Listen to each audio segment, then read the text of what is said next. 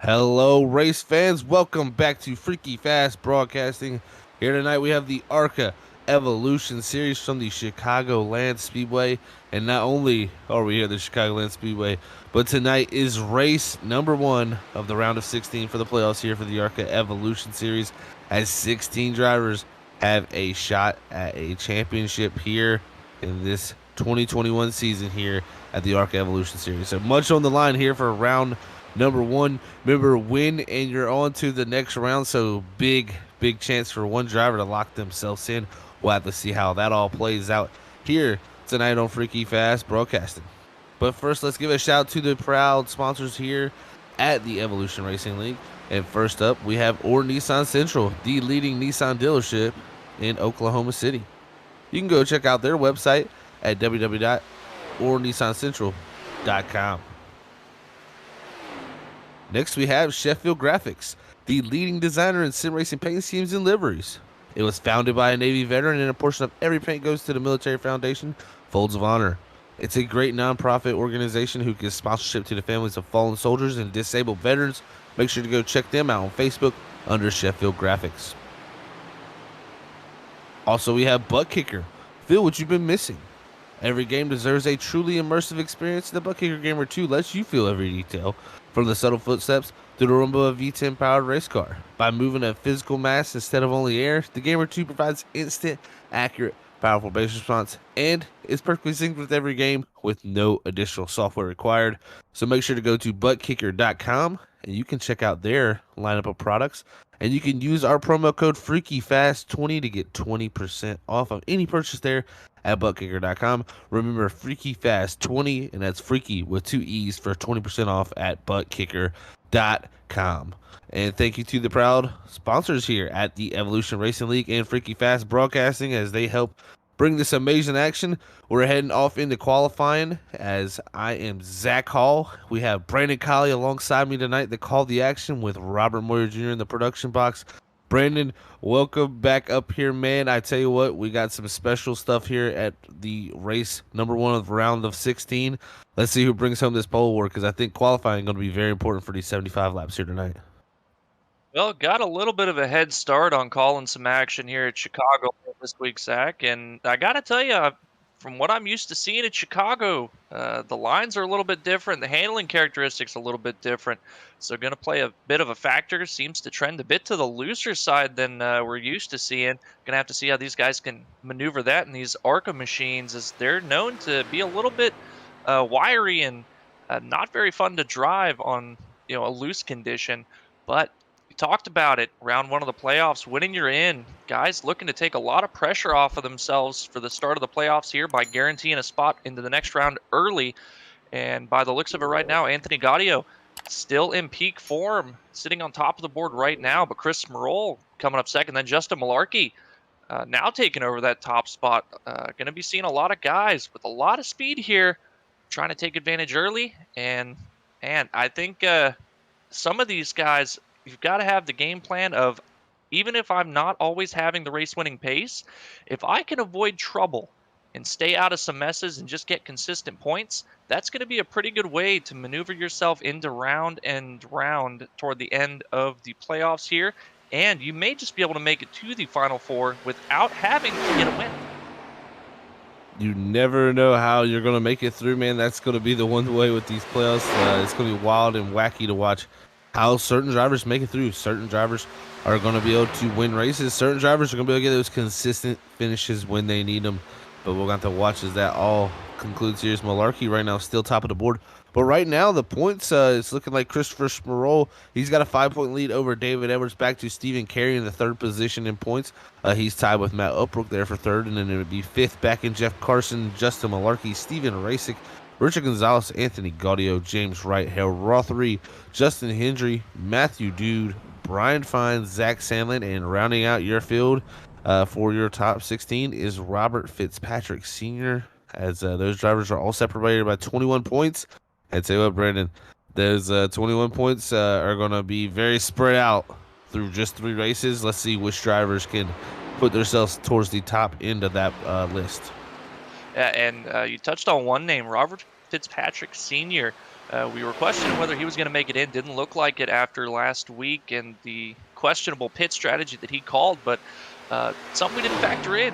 The league takes a drop week for each driver, and factoring in that drop week, Robert Fitzpatrick Sr. had the points advantage over Josh Holmes, who did not make the race last week.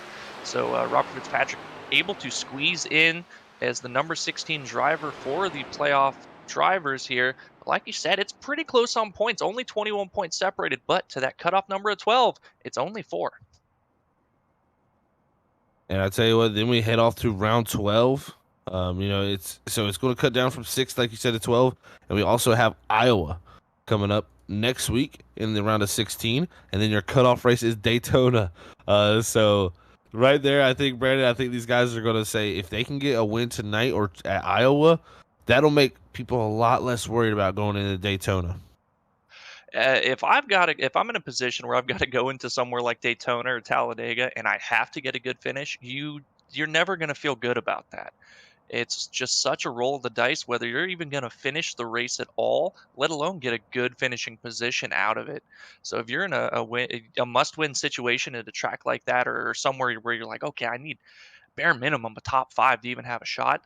If you can come out at Chicago or Iowa and solidify that position in the next round, you're going to be going into Daytona on easy street saying, guys, let's go have some fun and just take some chances. And you get wrecked out. All right, easy night. Now I'm going to go watch a movie, get some dinner, something, not even worry about it on the next week. I'll tell you who solidified their position here is David Edwards, as he's brought home that Sheffield Graphics Pole Award. And that's a great way to start it for our second place man in points. Let's go ahead and bring up our starting grid here tonight for the ARCA Evolution Series here from the Chicagoland Speedway. And there it is. The grid is David Edwards starting from that pole position at number 15 machine. Second's going to go to Justin Malarkey. Third's going to be Harold Rothery. Fourth's going to be Brian Fine. Fifth's going to be Zach Samley. Sixth place is going to go to Richard Gonzalez. Seventh's going to be Stephen Carey. Eighth's going to be Anthony Gaudio. Ninth, Matt Upbrook. And rounding out your top 10 will be Christopher Schmroll in that 14.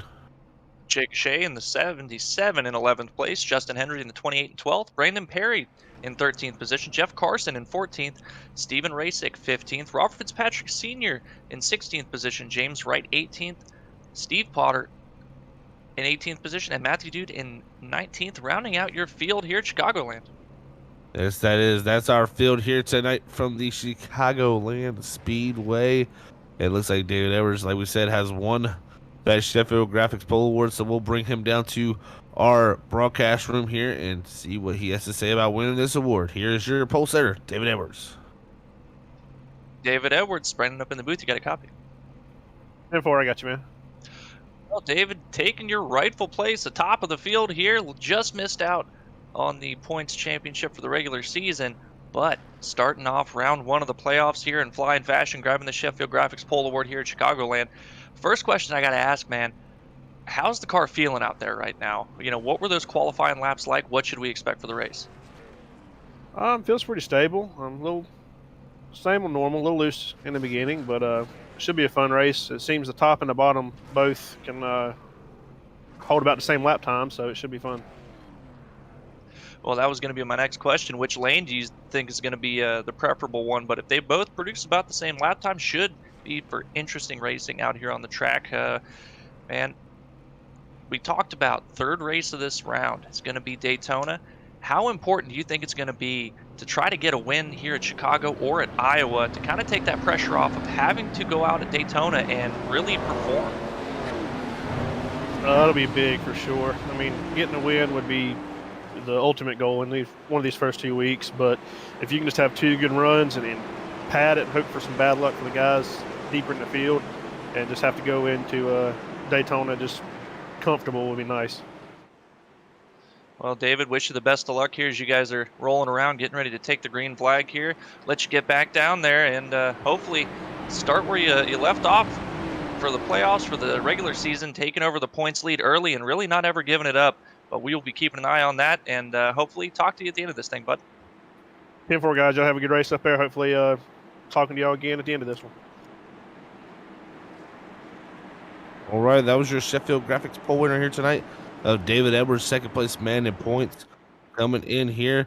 And our producer's asking what's up with this car. But I tell you what, guys, that's a Ninja Turtle car. Justin Malarkey and Christopher Sproul have Ninja Turtle cars, and they are now my new favorite paint schemes in the entire field. See, I was thinking that looked a little bit weird. I decided to refresh my trading paints to make sure I was seeing everything correctly, but they're getting ready to go green here, and yeah, green flag in the air, and I'm going to be keeping an eye on those Ninja Turtle cars, figuring out who's Donatello and who's Michelangelo. Oh man, you gotta love it. Here as we go, green flag racing down the one. It's gonna be side by side. We've seen the 15 of David Edwards talk about both lines produce a similar lap time. We're already seeing the outside line actually be somewhat quicker. Looks like Malarkey going to pull ahead down the back straightaway, clear for the lead going down to 3. He'll take the middle lane as David Edwards takes the bottom. And it was something that we saw last night for the Xfinity Series for Below the Double Yellow. The lanes, both lanes, really worked very well, but it was a matter of which lane. If you stayed in the high side for too long, it seemed like it really killed your right rear. We saw a lot of handling issues there. I have to see if it translates here to the ARCA cars. Talk about how much in the back. They're wrecking already. Oh man, a major incident down here. Looks like Matthew Dude, Brandon Perry, Steven Racing, and James Wright involved in that. So some playoff guys already in the first collision of round number 1. Not good for Matthew Dude. That is not what he wants to see, or James Wright. Looking at it, Zach, looks like the 21 of Brandon Perry kind of misses the corner a bit, goes from the bottom all the way up to almost to the wall. And then the closing rate from Matthew Dude and Steven Racing just could not slow down quick enough, getting into the back of the 21. And then it looks like the 8 of James Wright, an unfortunate bystander, getting caught in that as well. Yeah, and I tell you what, it looks like here we'll bring this the old-fashioned way here on Freaky Fast, bringing the replay here, brought to you by Or Nissan Central, the first caution of the night here. Go down to the corner here. You see the 21 entering here as Brandon Perry. Looks like up the racetrack, that might be Steve Potter up there. Yeah, Potter up in the wall. Oh, here comes the 55. A Dude, big run to the back end of the 21. Sends Perry around. There's Dude, Rasic, and James right here going to the bottom in the 8. And that's 3 playoff drivers right there involved. The 55, the 2, and the 8 already on lap number 2 of the round of 16. They're involved in that big incident.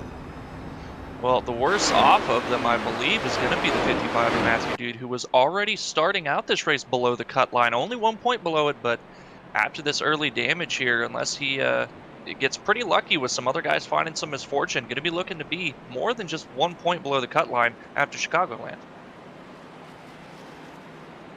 That is going to be a tall hill to climb, and you're already behind like that. You definitely don't want to get, nothing more in place in front of you. But remember, winning, you're in. You could be 100 points out coming into Daytona, win that race, and you are going on to the next round. So who will call their shot, hit the grand slam, get the final run, and put themselves through to the next round of the playoffs? We'll have to see. But as the moment they're pacing here, the initial laps, nobody going to hit pit road here, Brandon, because only 2 sets of tires in this race, so 1 set for them. And I believe with a 55% fuel load, they should be able to somewhat. It's going to be really close to split this in 2. This caution is going to help a lot, though. Caution definitely going to help quite a bit, and I believe with 55% fuel load, I think we're going to be looking at about 35 laps on a tank, somewhere right around there. It's going to be very, very close to being able to make it on fuel to the end on a 1 stop, but like you talked about, this caution flag saving fuel here, going to be able to extend exactly how far you can go toward the end of this race, but it's actually kind of beneficial to some of these guys that got damage, had to come down to pit road under this caution to get it fixed, because they were able to top off, so they're going to have even more fuel, and the fuel the mileage is going to be looking a little bit better for them, even if they're slightly off pace with some of that damage. Yeah, I'm thinking you almost want to top off here, because I think you can make 35 pretty easily. Coming here to cross the line next time by, we're going to have 70 to go. If you can do 35, that splits it right down the middle. So that's perfect. Now the other guys who started on their first fuel load, they're definitely gonna have to save some fuel, in my opinion, to make that. And that's going to be the big question is, when do guys decide, hey, because it's with fuel mileage, it's something you have to make that commitment that you're going to be saving fuel trying to stretch it as soon as the run starts. If you decide halfway through the run, oh man, I might not make it, I need to start saving now, you're not going to make it. You have to consciously be like, okay, I know exactly how far we can go, or I've got a rough estimate. If I'm going to try to stretch it, as soon as the green flag drops, you are saving fuel the entire run to get that little bit of extra distance that you're feeling like you might need to make to the end. And it's just a matter of which guys recognize that and decide to try to play that strategy early on, and which guys are trying to be aggressive with pit stops. Maybe just go for a splash and go at some point and try to make it to the end. And we'll have to see how the strategy works out. I'm sure by the end of it, we're going to see quite a few strategies at play here. Strategies galore here at Chicagoland. Let's see how it all plays out here as we are double file this time. Pace car lights are off. And like you said, that Brandon cannot wait to save fuel. If you're going to save fuel, like you said, cannot wait to that middle part of that run, man. Definitely been caught doing that before, and then you're just caught behind the next part of the run. It's just so much easier to save in the early part, especially when you're around people utilizing some bit of the draft. So we'll watch which driver maybe tries to pull that off, or maybe they got enough fuel. Maybe we're just worried a little too much, but you can never say never in racing. So we'll have to see how it plays out.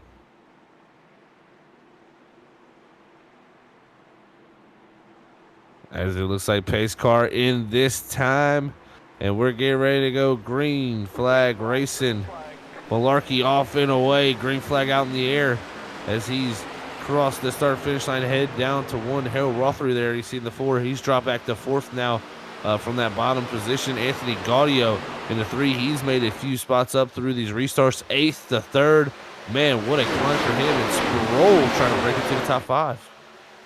A big wiggle there, looks like out of Richard Gonzalez coming out of turn 2, allowing Sproul to get to that outside lane here. Just behind him, Jeff Carson took a 3 wide for a brief moment on that last restart, up into the top 10 here, and now just ahead of them for the top 3 positions looks like Anthony Gaudio cutting the apron down there across the front stretch, trying to get a little bit of an advantage, hugging the bottom line here, but that outside lane is really ripping in the early part of this run.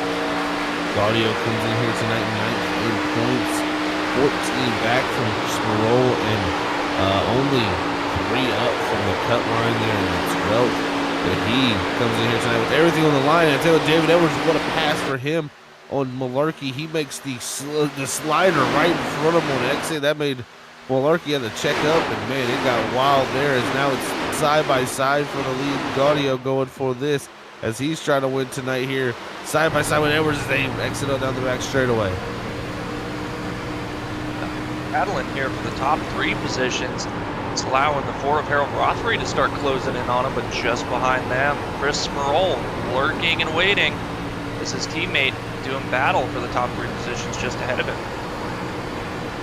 Yeah, you see these guys up ahead, man, they could possibly be burning their tires up. This track here can eat the tires up. It is an old 1.5 mile surface, and you have to be able to plan it. There's Malarkey making a big move off of 2 as we ride on board with Rothery in this 4 machines.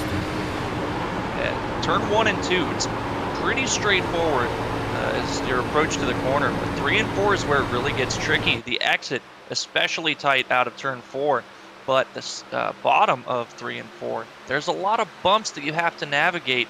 And you kind of use the bumps in the paint right there at the apron, that marker that's showing the drivers where the apron's at.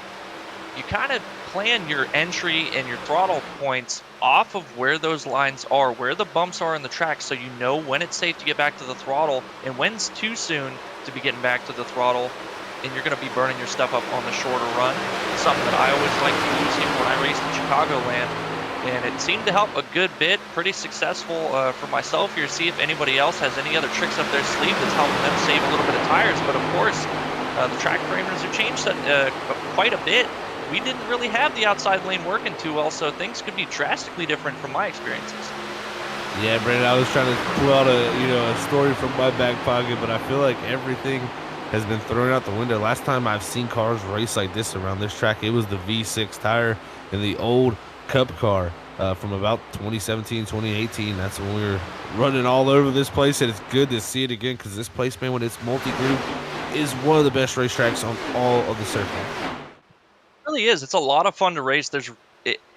It's not the most grip that a track has, but the tires, the way they wear out, the way the handling changes, it makes it really fun. It's a very driver-centered racetrack, and you can see some guys already starting to step out the back end, pushing it here. And when you can run side by side and you have options for where you want to run, where you can try to set up different passes, it makes the racing a lot of fun, not only to watch, but just as a driver. It's fun to be in the car battling side by side like this instead of being frustrated, stuck behind somebody because you just can't find any options to pass them. Looking back here at the 83, battling Zach Sandlin. This is a driver I'm kind of surprised is back here. Top 3 man in points, Stephen Carey. Starting the night, 7th. He struck back positions. Usually he's a driver that surges forward in the beginning of the runs. And somewhat now sliding up past Sandlin to 9th, but about to see if maybe he's saving some tire here. It very well could be the case. Maybe just trying to play it a bit safe and be consistent, save his stuff, not trying to get too mixed up with these guys battling hard at the front. Seen quite a few close calls already. Maybe just realizing, hey, there's a decent amount of time to go.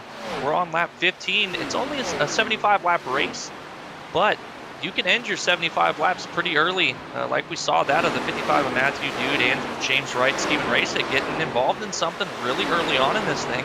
So pace yourself, try to see where you file out after the pit stops, and then try to, attack from there and get what you can get and maybe come away with a win, but you got to have a clean car at the end. Man, what a race up front is Brian Fine here. Oh, man, 98, he gets a little bit of apron there. Sideways back here, him between James Wright and that 8 machine and Stephen Racek ahead of them, both involved in that caution, so doing a great job there. But, man, the battle up in front is just so intense. Gaudio and Edwards going back and forth. The next 3 cars in all different types of lanes. This track is, man, this track is just suiting this race perfectly, man. They're everywhere. Well, looking at what I've seen, guys running down on that apron, I don't think you want to be down there. I've seen quite a few times. David Edwards' this last lap especially. He's have to see if he comes back across to cut the front stretch again. But the car is just wicked loose when you get down there with how flat it is, lack of banking. Gut. And now he's going to cut it again. We'll have to see exactly how much it steps out on him. A lot more under control this time. But as the run goes on, those tires are going to be feeling worse and worse. And eventually the amount of load you're putting on the tire after running down there and how loose these guys are getting at this point in the run already, you're going to want to avoid that like it's made of ice. I'm going to tell you what, dude, the 3 of Gaudio, he has been so close with that right rear to that wall multiple times on exit. I'll tell you, this guy's driving the wheels off and he's taking risks here at Chicagoland early on. You can see how close these guys get to that safer barrier on exit off of 4. It's really intense racing, man. This track is just it's back. I can literally say that, and it's amazing to see here. Hopefully, we got some more of that action later tonight with the Cup Series also. Cup Series is going to ramp up the action tenfold, especially with the current Cup package that we have. Should be a lot of fun to see them. But right now, I'm noticing, talking about the bumps in 3 and 4, you see Gaudio running just a little bit higher through the center than what David Edwards is. And I've been noticing there's a pretty wicked bump up at the top side of 3 and 4 that he's been hit and coming really close to that exit. You see him just drive it off to the outside there. Left side or right side's right on that top seam and rolling it around, but it gets super tight off the exit.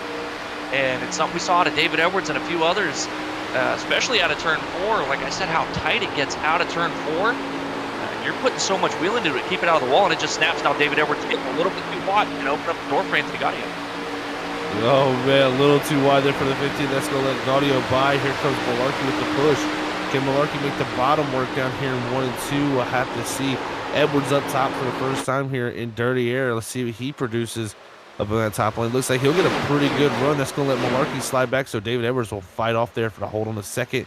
Good job on him, but, man, the racing here is amazing, and man, nobody finding nothing in 3 and 4 on the bottom. Looks like Smerol, the only driver electing to go down there, and I think that's what you're going to have to do, Brandon. You're going to have to find something that the driver ahead of you is not doing because you can't run through his same tracks. And I think Chris Merle, that's the perfect approach, like you said, taking the bottom. But you have to show a lot of patience to make the bottom work, because as we've seen so far, the highline is carrying so much speed, but these guys, just how out of shape they've been, absolutely abusing their tires at this point in the run. You have to take care of them a good bit to find speed on the bottom late in the run, and the outside lane gets the momentum off the corner. You're carrying more entry speed, more center speed, and just the shortest distance around the track. Being on the bottom like that, you're going to be able to really cut that advantage they're having on exit completely away from them, from your advantages in all the other parts of the corners, and that's where you're going to make your passes late in the race. That's where you're going to find the speed. I think that's the lane you're going to have to be in to win this race. But oh no, Rothman into the wall and entry. He got a little too high on entry, got into that safer barrier as it transitions from that back straightaway wall. And man, and then David Edwards in the wall on the exit there of 4. So these guys getting into the wall here early in the going here in run number 1. And I tell you what, Malarkey looking strong as he's starting to stretch his legs out front as he's go by Gaudio. But man, these drivers all on edge. It's up to anybody now to see what they can do here as this run continues on. Good news is these cars, talked about it time and time again, the damage model for these ARCA cars, it's a lot more forgiving. You definitely do not want to be getting any part of this wall with the Cup car that we're going to be seeing a bit later. Absolutely want to avoid that at all costs. But these, even some of the guys we saw getting that early incident, getting it fixed up pretty well. Steven Rasick had his car fixed up pretty good. But that wall contact, even for Rothery, as much as it kicked his car out after he hit the entry to the safer barrier, and for David Edwards hitting the wall, no visible damage on either of those machines. So just a loss of momentum. And that's, I mean, if anything, if you're going to hit the wall, really, if you can only lose momentum doing it, I think you're going to be pretty happy about it. And looking at how Anthony Gaudio has been running up against the wall on every single exit, I'm pretty sure he's not all that worried about any kind of damage on his right rear, really leaning on the corner exit there. And looking at it now, Zach, first takers onto pit road, Matt Upbrook in the 16, taking it down pit lane. Yeah, Matt Upbrook there taking it down pit lane here on lap number 26. So definitely not doing a 1 stop for him. He's going to elect to do a 2 stopper. Doesn't look like he's taking tires on this stop here, Brandon. So he's going to take the fuel here and then come back out onto the racetrack and then have to stop one more time to take tires. So we'll see how it all plays out for the rest of the guys with strategy. But right now our top 3 are somewhat pulling away. Gaudio still all over the back bumper of Malarkey out front with Edwards right in tow. But Rothery, he's got Smerol all over him, but Smerol just cannot find a way around as race number 1 of the round of 16. Man, it's starting off with a great race here, Brandon. I am so excited, man. These playoffs just bring out the best in these drivers here at the Evolution Racing Leagues. The cream rising to the top here. I mean, if you look, at least the top 5, every single one of them, I believe, gonna be a playoff driver. Harold Rothery, see him looking. Yes, right there. Man, he's in 11th place right now, looking to really make gains on the guys ahead of him. So yeah, our top 5, and I believe possibly even top 6 or more, all playoff guys right now, having really good runs and hoping that they can avoid wrecking each other and getting caught up in anything that's going to take them out of the good running position that they've got so far. Good runs all around for a lot of guys. This man, look, there's Carson. He's got Carey coming up in tow now. That's going to be a battle for the 6th position. I tell you what, Stephen Carey, one of the faster cars on the racetrack throughout this whole entire run. If he can get some track position, that 83 might have a shot for this. But who can stretch the fuel is the question. Nobody else flinching to pit yet. We'll have to see who can do that. But at the same time, if you're not going to take tires on your first stop, it doesn't matter when you wait till. And that's going to be the biggest question, Zach. Do you play it smart or do you play it aggressive? The aggressive play is to take tires under this green flag pit stop. But the smart play is save that set for the end. If there is a caution, if everybody else is taking tires, you want to be the guy on the fresh set and have that in your back pocket. But that only works out if you get the late caution. So far, only 1 caution here tonight at Chicagoland, so it's not something you want to bank on. And again, like you always say, don't put yourself in a position that you're going to have to rely on a caution to have your strategy work.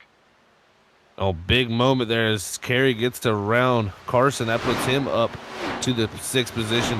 But big moment for David Edwards. He gets into the wall off of 4, almost has to put it in the grass there as he slides back a few spots. Now, as you see right on board here at Carey, you can see Sparrow attacking the 4-hell Rothery, but still not able to make that pass yet for that number 14 machine, as the top 2 drivers start to pull away with Gaudio and Malarkey still up front here, coming by to complete lap number 31. We'll have to see what strategy they can do, Brandon. I think if you can make it to 40, that's going to be very critical. The further you can go, absolutely the better. And so far, yeah, again, nobody else coming down pit road here. And like I said, my fuel calculation there for 35, that's a rough guesstimation. They very well could make it to lap 40 or pretty close to lap 40. They may even be able to go to lap 38, but just 35 to that rough guesstimate. And, oh, I'm hearing woes. Looks like Sparrow was able to get. Man, that was wild. Rothery coming into pit road there right in front of Sparrow. And it got very hairy there. That let Carey get all to the back bumper of Sparrow, and they've lost a lot of time to the guys up ahead now. Well, getting more calls now that the 14 and the 83 pitting this time by. We'll have to see Jeff Carson. Nope, Jeff Carson looking to stay out here. Everybody else ahead of him comes down. Leaders now coming into pit road. Well, it tells me, Brandon, they will not be able to make it on a 1 stop. Yeah, that's just a little bit short of being able to push it to the very edge of a 1 stop here. So going to be a 2-stopper. Now is the big question. Are you aggressive or do you play it safe and keep that set of tires in the pits?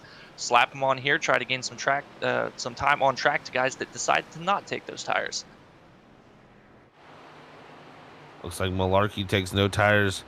Looks like Gaudio took no tires also.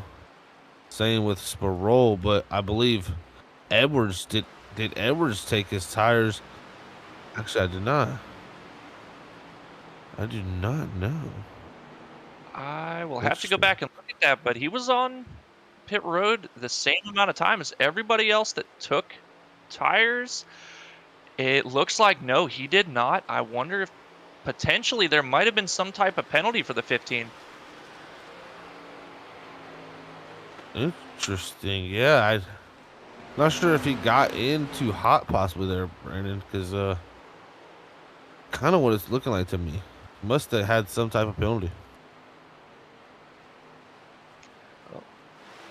Looking at some of the guys that decided not to take tires on that stop.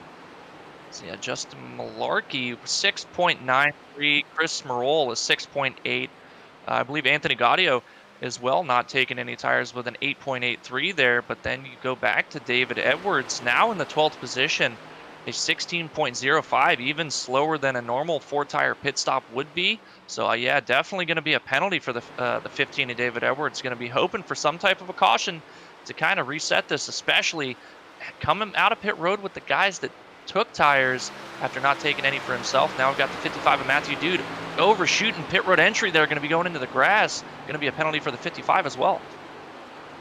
Big mistake there for the 55. Already caught up in a wreck earlier in this race. That's going to hurt him here in this first round, as he is one of our playoff contenders, and going to be able to bring it down here down to pit road now and get service done. But looks like Malarkey now cycled back to the lead with a 2.9 second gap. Man, he is flying. Well, Zach, I got to ask you, as you know, I have a visual ailment that's going to hurt me a little bit telling exactly which one of these guys is which, but I'm not sure which color. Malarkey is blue. Okay, so Malarkey is blue. Sparrow is red. That would mean Shea is purple. Shea is purple. Yes. Okay. Now, is Donatello purple or is Leonardo purple? Donatello, I believe, is purple. Okay, so that would make Leonardo's red, right? Raphael is red. No, Raphael is red. Okay. What is Michelangelo blue? Michelangelo is orange. Okay, so then, wow, hold on, I'm going backwards now. Marky would be Leonardo. Shea would be Donatello. Yeah. Smerol would be Raphael, and that would make Matthew Dude Michelangelo. Ah, okay. That is, oh yeah, Matthew Dude. Yep, I see his now too. Okay, so we do have all the Ninja Turtles out here on the track at Chicagoland. Wasn't there an anniversary for the Teenage Ninja Turtles? I'm not sure. I think.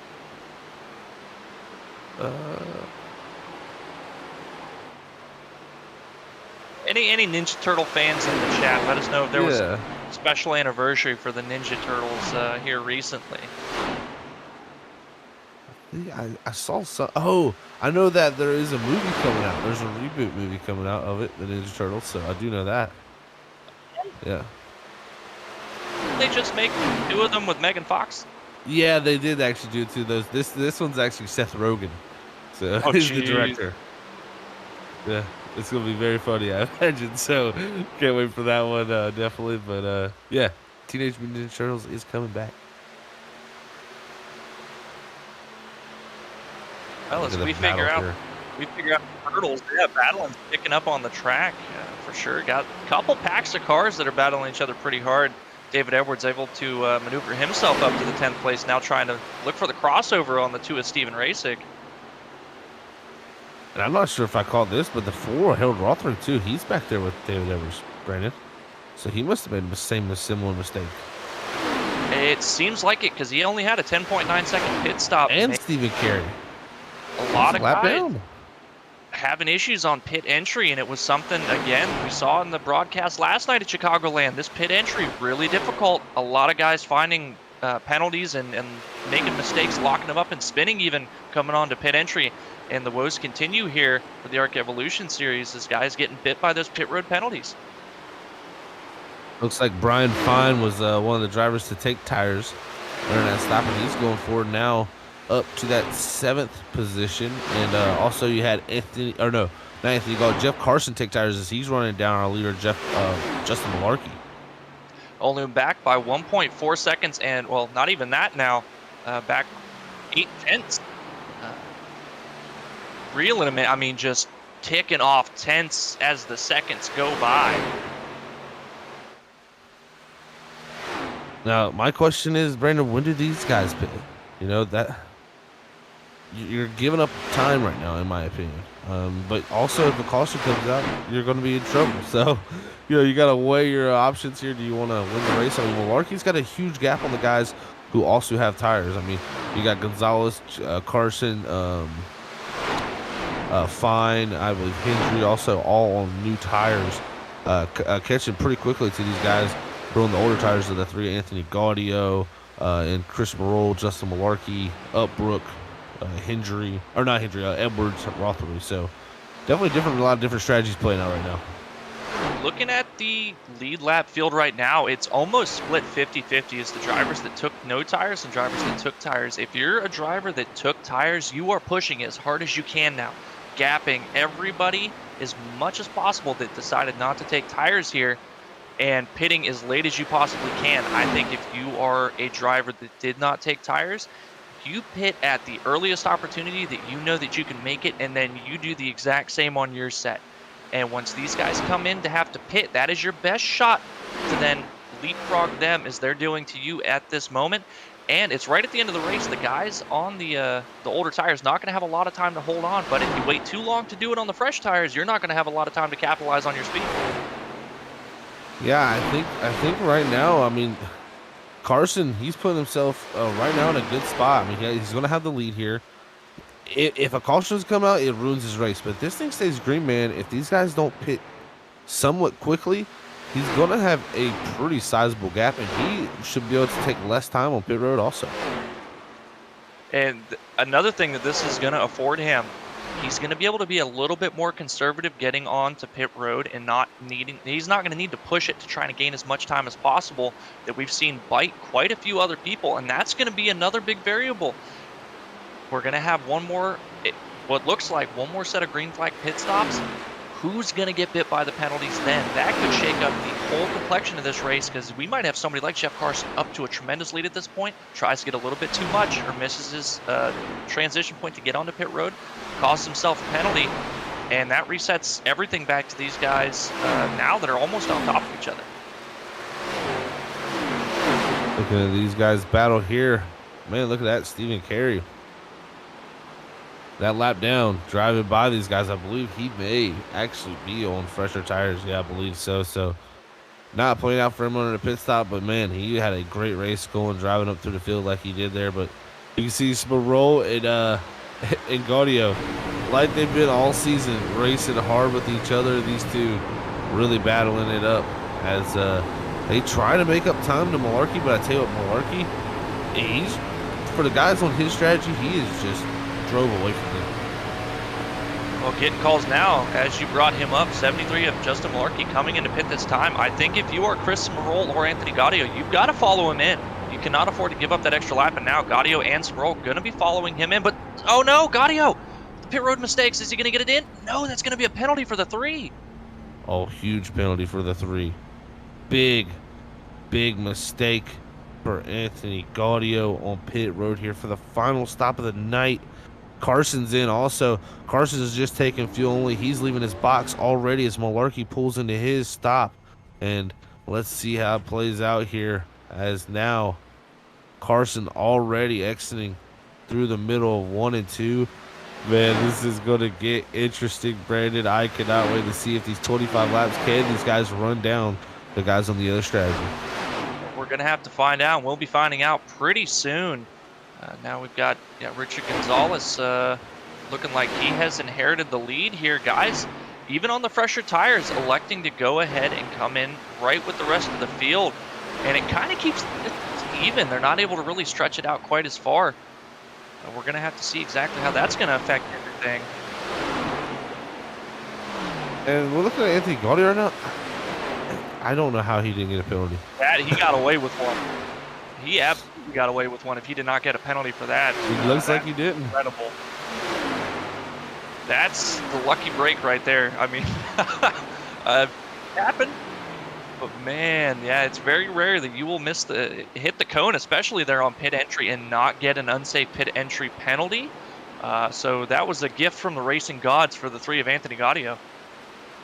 And not only that, was he going 50 mile an hour over once he crossed the line. I mean, he had to get that car wound up pretty quickly. I mean, he had the wheels turned dead left 90 degrees trying to slow that car down. And, man, I cannot believe he did not get a penalty there. He better be thanking the iRacing RNG there, because, man, oh, man, I cannot believe he didn't get a penalty for hitting that cone there.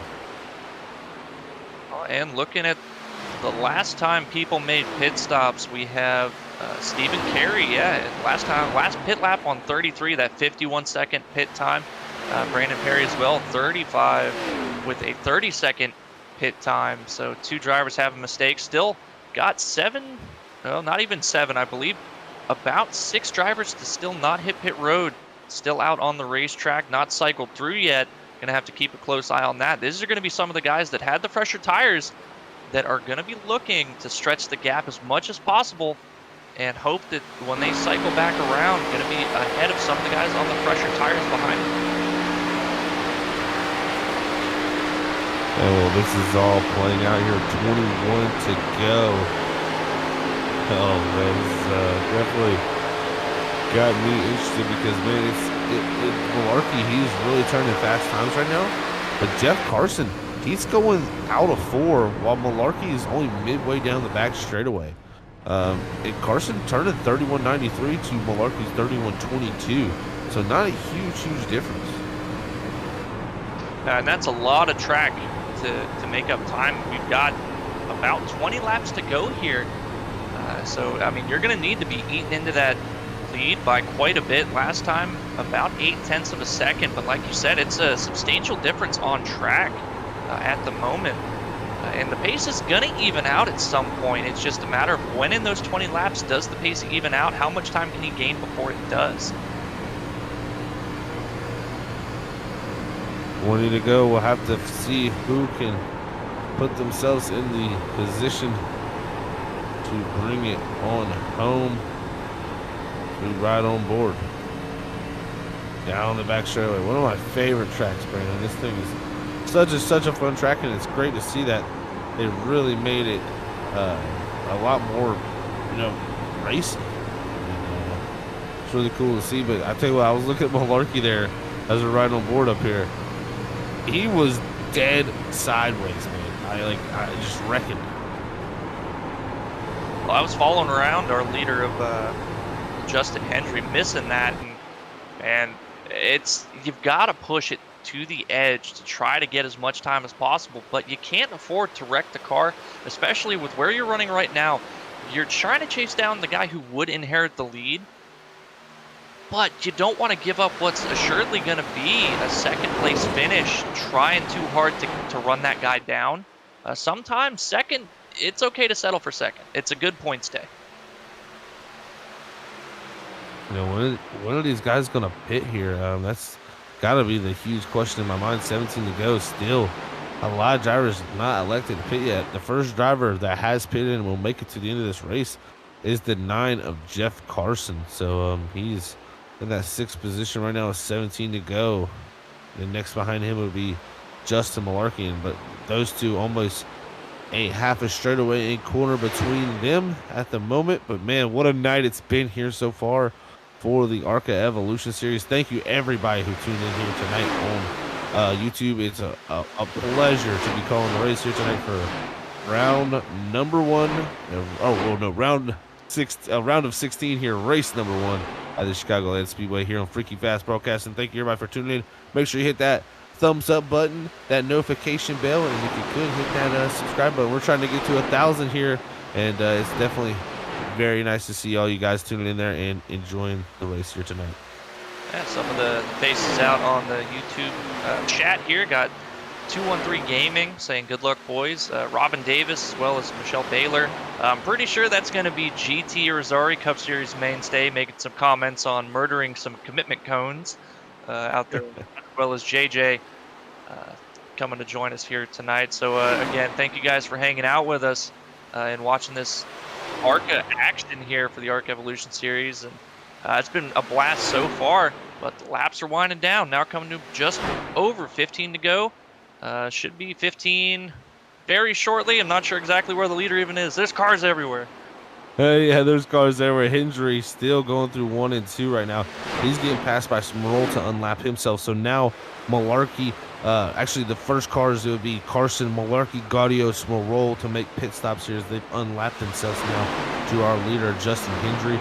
And I tell you what, man, Smurl's catching up to the battle as Gaudio has caught up to Malarkey this run. Malarkey not had the greatest run on these new tires, maybe saving a little bit. Here comes Brian Fine and Justin Hendry down to pit road here with 14 to go. So a few drivers already hitting pit road now with, looks like now the 6 and I believe Steve Potter in the 94 and the 8 of James Wright yet to pit still. I'm pretty sure this, I mean, the biggest thing here is they did exactly what they needed to do. They did all that they could do. And they played the strategy out. They didn't make any mistakes getting onto pit road, going to get the splash and go, but they've already allowed some guys to unlap themselves.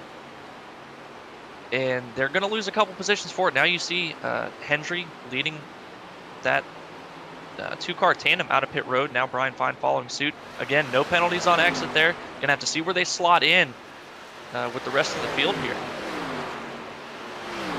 We'll see how it all slots in here with 12 to go. I'm telling you what, though, Brandon, it's a 6-second gap for Jeff Carson back to Justin Malarkey and only 0.2 of a second difference in lap time last time by. With 12 to go here, coming to 11 next time by, that is not going to get it done for the drivers behind this number 9. Right now, that last time by about 0.8, so that's what they need. So if they can continue to hit that mark, they should be able to claw that gap back from about 5 seconds down to that 9 car before the end of this race. But man, I think it still could get pretty hairy because you got the 73, the 3, and the 14 all together. If they start racing each other, slowing each other down, Carson could pull this off. Well, and looking at also the guys that are looking to cycle back around to the front here, we still have Steve Potter, James Wright, and Richard Gonzalez to come into pit. Going to be looking at their times, making sure, hey, they didn't pull anything out of the hat here. Richard Gonzalez now coming into pit this time, leaving 2 remaining out on the track. Should not be able to make it too much further. Both pitting on lap 35, so they should have to come in at the exact same time as each other. but also 2 cars that are going to be cycling to the lead here. Teammates, and looking at the team standings for the ARCA series so far, it's pretty close. Oh yeah, this team standings are really, really close. These guys have been going back and forth really all season. You know, with the way the momentum has shifted. It's been a fantastic season overall, and this playoffs has been fantastic. Here comes James Wright. Here comes Steve Potter. Those two hit pit road, as also Richard Gonzalez there leaving pit road too. So man, it looks like everybody now hitting pit road. It should cycle Carson back to the lead here in that 9 machine as he crosses the start finish line this time with 9 to go for Jeff Carson. Let's see how big a lead he has back to Malarkey. I believe it's around 3.3 seconds. Well, it's going to be close coming across the line here, I think. And that's the thing. We've seen Jeff Carson, he's had to deal with some traffic, and that slowed up his times a bit. But now it looks like he's got clean track ahead of him here. Really needs to just hit as consistent and fast laps as he possibly can. Don't try to grab too much. If they're going to catch you, they're going to catch you. But don't make a mistake. Put yourself at the wall and give up free time to them.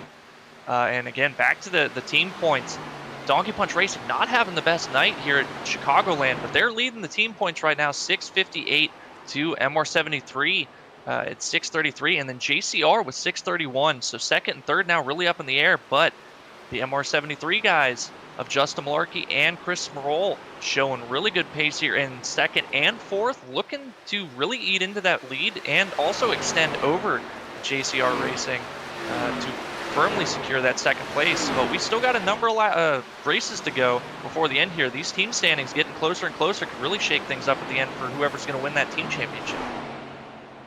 Team championship, driver championship, it's all coming down to these final 10 races here as everything's closed. The points here entering tonight were closed for the driver standings, and the points for the whole season standings for the team championship is very close also. But with 7 to go, coming to 6 to go.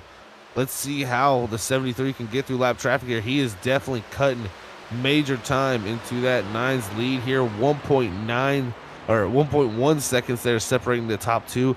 Malarkey's going to get there with 6 to go, with 6 to go. But can he get the pass done here? He's got a little bit of lap traffic in the 21 of Brandon Perry going down the back straightaway, gaining that time. Let's see what he can do as the battle behind him with Gaudio and Smerol. Still going to Smerol hard into the wall in the 14 here in the late going.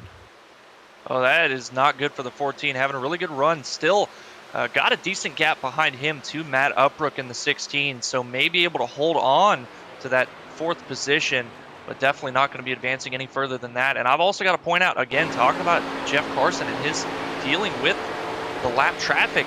The 21 of Brandon Perry not cutting him any slack. Carson really had to go up the racetrack when he was making that pass to avoid contact with the 21, so costing him even more time. But now Justin Malarkey is there. Malarkey coming quickly right on the front bumper. You can see the time he's gaining through the corners, and it's going to be a big run down the front straightaway. Here it goes, 4 to go. He may take a shot here before they get down to 1 and 2. He can't get there in time. The 9 goes to the bottom, but here goes the 73 to the top. Oh! Look at the power down as they exit off of 2. We got moments and moments as they go down the back straightaway to 73. Malarkey will take the lead, coming to 3 to go next time by. I'm sorry, Zach. My heart stopped going into turn 1.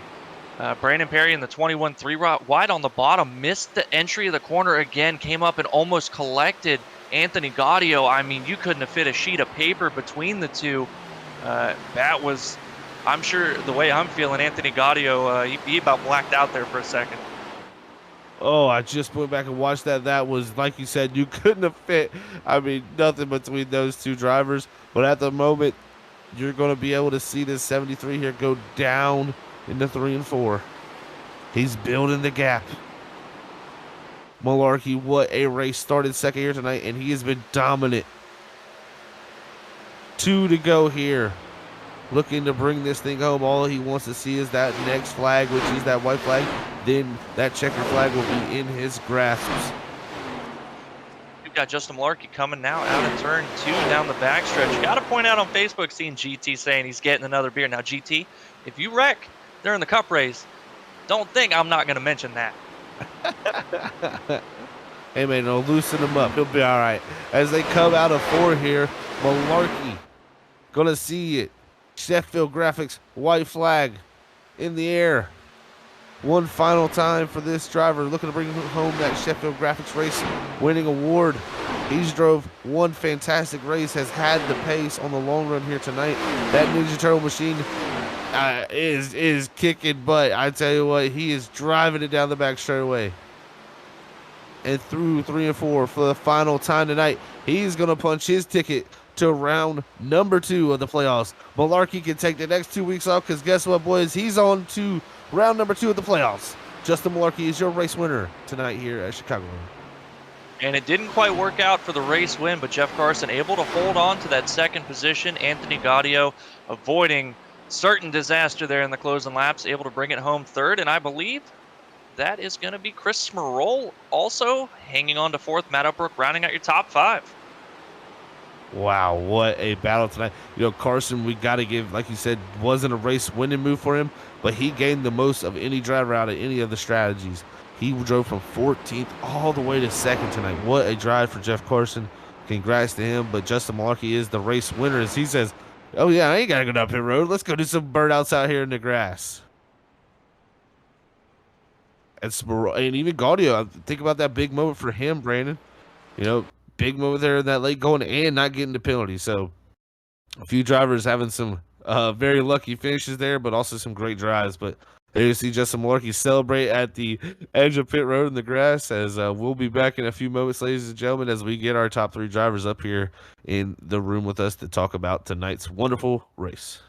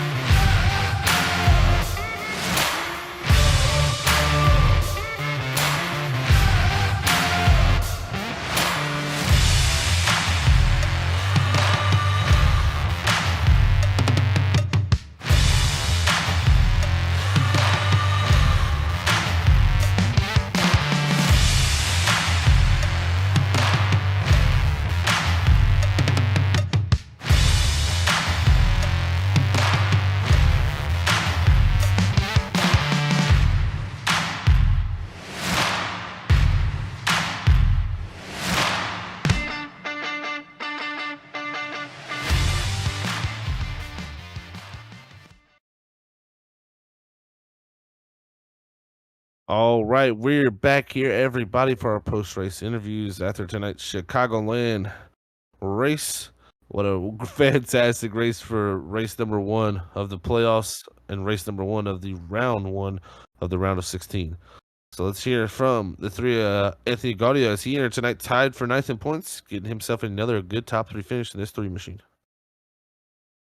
Hey, Anthony, it's Zach up in the booth, man. You got a copy? Yes, sir. I tell you what, Anthony, wild night up there. A lot of hard racing, a lot of multi-groove action here from the Chicagoland Speedway. Came in here tied for 9th in points and got yourself a very nice finish here in 3rd, buddy. But I tell you what, it was definitely hard fought. Tell us about that one. Yeah, not happy at all. Kind of bummed out. Horrible race for me, honestly. I mean, even though I finished 3rd, I'm just not happy with it.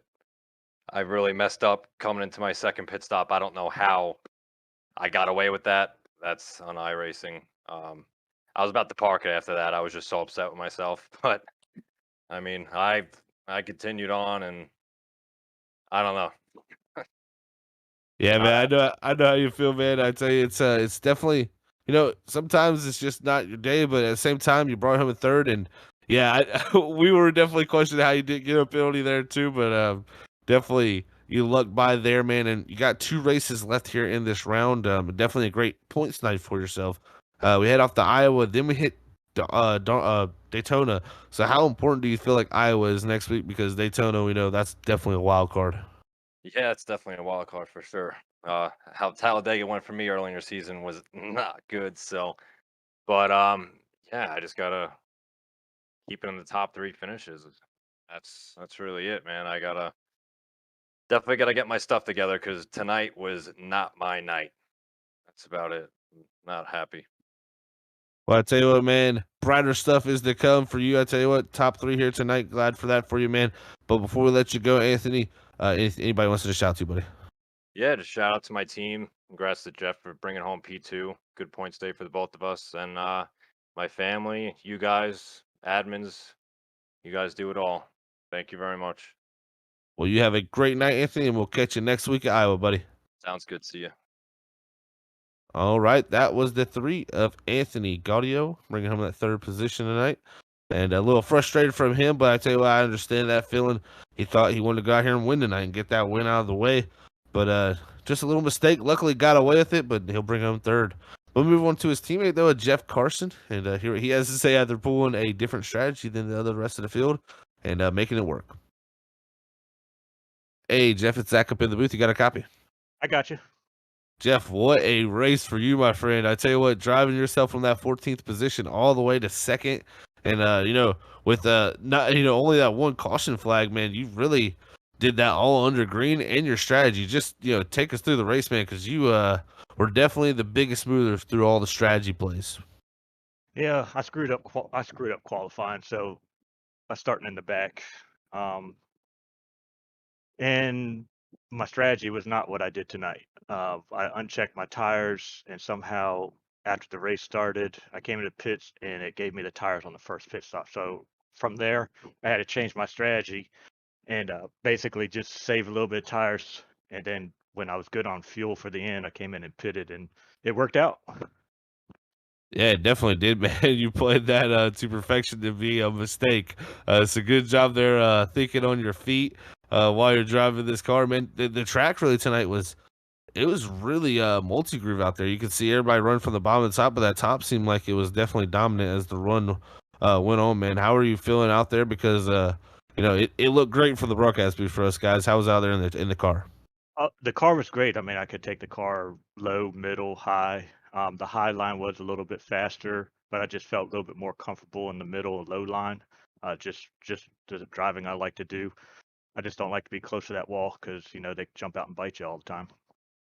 Yeah, we definitely see that thing jump out and bite a few guys here tonight, man. Tell you what, you came in here tonight 5th in points. So that was definitely a great finish here to bring home 2nd after a poor qualifying job for you tonight.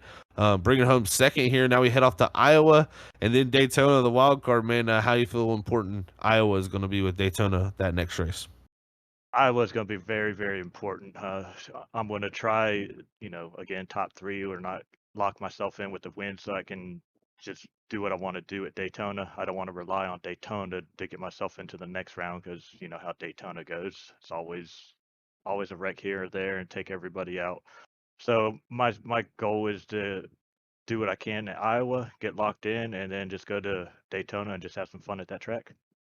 Well, that sounds like a great thing for you there, Jeff. It sounds like a plan for you, man. I hope that plays out for you there, Iowa, buddy, so you can have Daytona as a nice cakewalk. But before we let you go, man, for your 2nd place finish here tonight, anybody wants to shout to?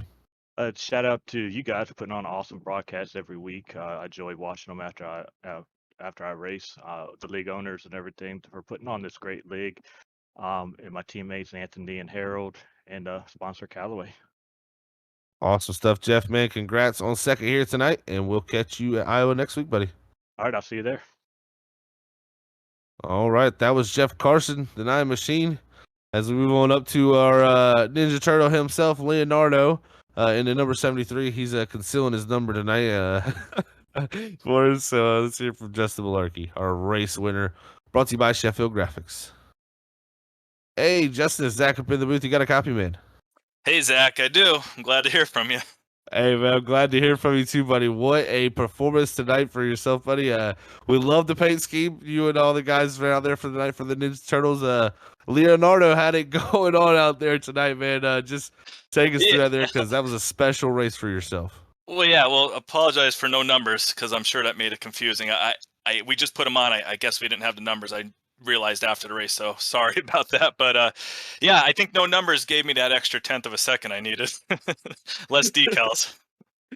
Definitely, it looked pretty good out there, man. But I tell you, you really seemed to have the long run pace tonight, man. Everybody was pretty bunched up there at the beginning. You started second, battling for the lead there, a few positions back and forth, man. And then your pace, though, on the long runs and just running that higher line, you just had that thing figured out tonight. How was Chicagoland with this multi-groove action?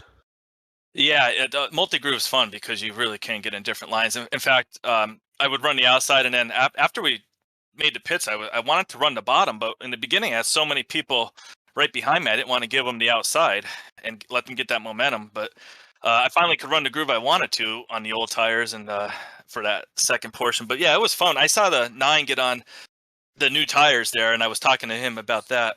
And that was pretty interesting because I'm like, I knew if this race stayed green, he was going to be way ahead of me, and it was going to have to run him down. So it worked out perfect. I'm glad it was the Chicago 75 and not the 73 lap.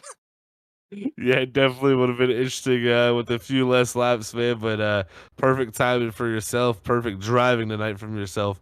And not only that, my friend, but you lock yourself into the round of 12 and don't have to worry about Iowa and Daytona next week. You can take the next 2 weeks and just think about that next round, buddy, and have some fun. So how do you feel about going into the next 2 weeks, and how does it feel to lock yourself in? Well, it's great because now I could really focus on helping out my other 3 teammates out there because they help me a lot. They do a lot of practice. We share information. It helps get me up to speed.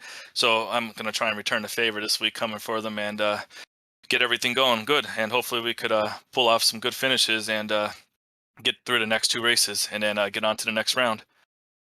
Well, man, it's going to be fun to watch. I know you're going to be able to help your teammates the best you can, man, and you get ready for that next round of 12 because I'm sure your playoffs are looking very bright after a great start, man. So congrats on that win here tonight. Before we let you go, though, Justin, anybody want to send a shout to?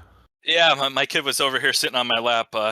She likes looking at the choo-choos in there. She calls a big trailer, so she's excited right now, and she's not feeling good, so I'm glad to get a win and be able to go up there and give her a hug. So, yeah, shout out to everyone else watching, and we'll see you next week. So thanks for what you do. Yeah. Hold up. Our producer was have Now, am I another reading chat. this right? Is today your birthday, sir? Yeah, actually, yes. Today is my birthday. So, All right. Well, here, Justin, we do it all the time, and you're not going to like this, but I'm going to sing happy birthday to you, man. I'm as red as anything. Happy birthday to you. Happy birthday to you. Happy birthday, you old fart. I have no clue what age you are, but happy birthday to you. Oh, you have a good voice. I like it. Oh, man, oh, man. Happy birthday, buddy. Well, I hope next year you can sing to me again. Oh, jeez. Well, one-time fee, man. Well, thank you, All Matt. right. Yeah, man. No problem. Congratulations on your win. Thank you. I think I used up all my luck on my birthday today.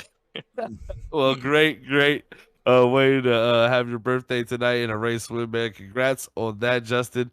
We'll catch you next week, Iowa, man, and go celebrate your birthday and his victory. Thank you. And everyone watching, don't forget to tune in. Coming up really soon, the Cup race. Should be a good one. That's exactly right. Gonna have some great action, man. But you have a great night, Justin, and happy birthday, buddy. Thanks. See ya. All right, there you heard it from himself, Justin Malarkey, the birthday man, and your Sheffield Graphics race winner here tonight at the Chicagoland Speedway. Going to lock himself into the round of 12. What a drive from that number 73. Well, let's go ahead and pull up our race results here as, man, it was all over the place tonight with our drivers. 73 of Justin Malarkey bringing home that win as we just talked to him. Second went to Jeff Carson there in that 9 machine with a different strategy. Third's going to be Anthony Gaudio. Fourth's going to be Christopher Sproul after a late touch with the wall. Fifth's going to be Matt Upbrook. Sixth's going to be Justin Hendry. Seventh's going to be David Edwards after that mistake on pit road. Eighth's going to be Brian Fine. Ninth's going to go to Richard Gonzalez. 10th's going to be Steven Rasick. 11th's going to go to James Wright. 12th's going to be Steve Potter, last car on the lead lap. 13th's going to go to Zach Sandlin. 14th, Harold Rothery. 15th's going to be Stephen Gary. 16th is Bob Fitzpatrick Sr. 17th, Brandon Perry. 18th, Matthew Dude. And 19th is Jake Shea, rounding out your field here tonight for the ARCA Evolution Series here from the Chicagoland Speedway for race number 1 of round of 16. Brandon, what action we see here tonight. It was amazing, and I cannot wait to see what the Cup Series brings us later. But what do you have a feeling for Iowa next week for these guys? Well, Iowa's just a rough track. I mean, it's technically a short track, but I mean, man, it's going to be rough. I've never had a lot of fun racing there, never had a lot of good experiences. So every time I see Iowa on any schedule, I cringe just a little bit. But, you know, these guys got a lot of talent and a lot of pace and really good at managing their races. And I think that's what's going to be the key. You got to manage the race. You got to keep the car clean and really take care of the tires. Iowa will absolutely chew them up and spit them out.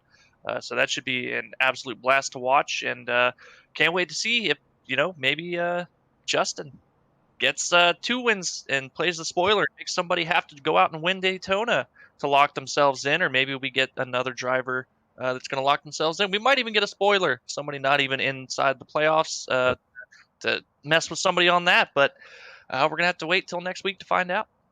Yes, we will have to wait till next week, man. I tell you what, Malarkey, if he gets the ball rolling in his court, we've seen all this season it's just between one driver has a really dominant portion of the season, then it switched to the next driver. So, man, is it his time to shine, or will it be somebody else's? That's what we'll have to see next week at Iowa, so don't miss that here on Freaky Fast Broadcasting. Like everybody here tuning in tonight, thank you so much.